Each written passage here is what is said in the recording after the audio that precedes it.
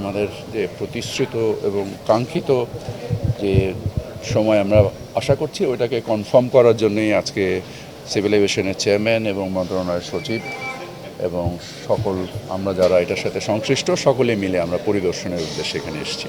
তো আমরা আশা করি আমাদের যে কাঙ্ক্ষিত সময় আছে অক্টোবর মাঝামাঝির দিকে ইনশাল্লাহ আমরা শুরু করব এখানে আন্তর্জাতিক বিমান অপারেশন শুরু করব। সকল প্রকল্পেই বিগত সরকার যা করেছে সেখানে দুর্বৃত্তায়ন থেকে শুরু করে হয়েছে। এখন আমাদের এই প্রকল্প যেটা প্রায় 70-80% কাজ শেষ হয়ে গিয়েছে, আমাদের তো শেষ করতে হবে। আমাদের এখন কাজটাকে শেষ করাটাই হচ্ছে মূল লক্ষ্য। এটার ব্যাপারে আপনারা জানেন যে সিভিল এভিয়েশনের বিভিন্ন প্রকল্পের ব্যাপারে দুদক অনেকগুলো মামলা তদন্ত করছে। সো সেটা দুদকে তদন্ত করবে। আমাদের কাজ হচ্ছে প্রকল্পগুলোকে শেষ করা, কারণ সম্পদ যদি আমরা ব্যবহার করতে না পারি তাহলে সম্পদ তৈরি করে যে দায়টা আমরা তৈরি করেছি সেই দায় তো আমাদেরকে দিতে হবে।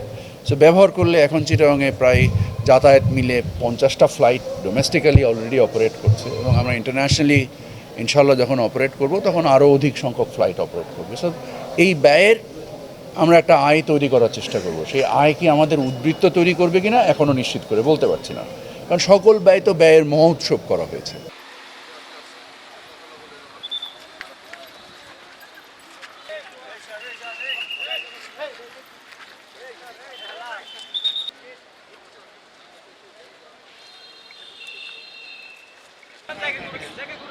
ছাত্র আসে জায়গা করে দেন।